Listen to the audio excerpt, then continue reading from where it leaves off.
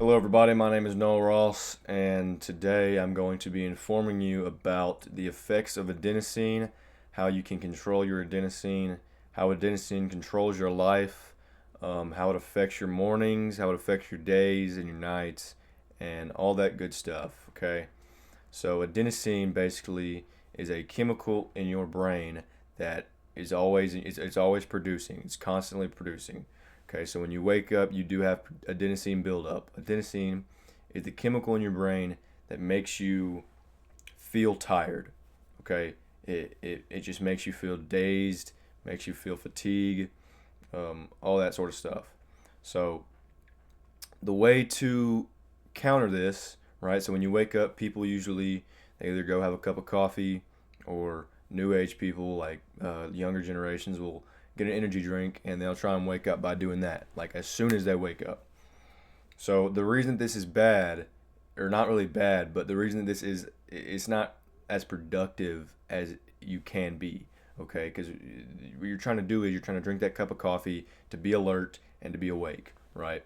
And so what you're doing is that caffeine is just blocking your adenosine. Okay, so it's not getting rid of it, it's just keeping it from flowing into your brain and making you more fatigued. So it's just letting it sit there, right? So once that caffeine wears off, it's like opening the floodgates to a dam, and all that adenosine is just gonna flood your brain, and that's what people call the sugar crash, or just crashing in the middle of the day, feeling really tired at like 3 p.m. if you woke up at 8, because that caffeine's wearing off and that adenosine is really just flooding your brain.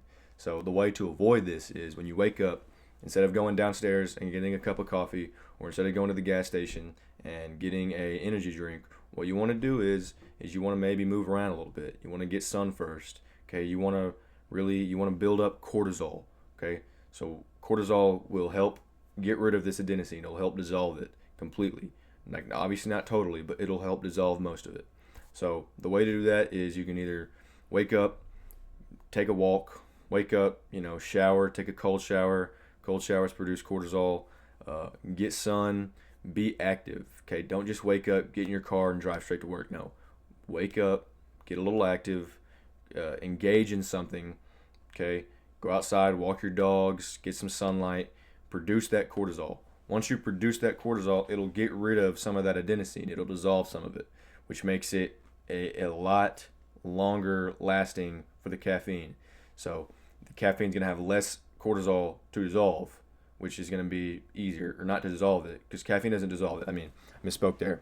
It'll have less of a entrance once the caffeine goes away. It's not going to be that morning cortisol, because when you wake up, you feel fatigued. You don't feel awake. Okay, so when you take that caffeine, you're not letting yourself ever feel awake. You're pausing that feeling, and then you're going to resume just where you left off in the morning. If you dissolve it with cortisol, then you're not going to feel that way. You're going to feel however you feel after your workout or after your walk, which is a lot more awake and alert, because that sunlight is going to get you alert. All that cortisol is going to help you be more alert. That adenosine will be at the door, and also once you get the sunlight and then the workout and any of that, it'll get you in touch with your circadian rhythm, which is your internal body, like your body's internal clock, to kind of just regulate when to go to sleep, when I'm awake, when I'm midday. It's just the body's memory of throughout the day, right? And it'll get you on track with that, instead of being tired at 3 p.m. and you're at work and you're feeling daisy and you're feeling fatigued and your day you just can't wait to get home. Okay, there are ways to prevent that. There are ways to help that, and there are ways to get past that. Okay, trust me, 100%.